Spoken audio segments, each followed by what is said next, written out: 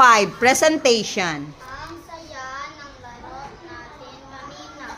Ang bilis mo tumakbo, Ana. Ha, ha, ha. Salamat. Pero na akong madapa naman, Juan. Ang galing mong mag-dribble ng bola. Oo nga, parang professional basketball player ka na. Gusto ko rin matuto ng ganun. Okay naman.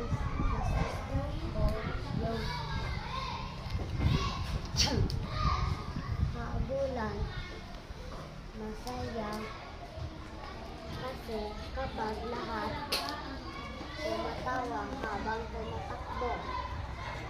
Pwede kaya bukas basketball muna tapos ulan pagkatapos?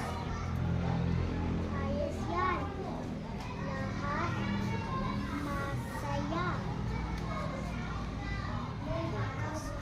Game ako dyan, pero dapat may prize ang mananalo kahit simpleng candy lang. Ha ha ha, sige. Ako na ang magdadala ng candy. Bukas, basta promise walang daya. Din,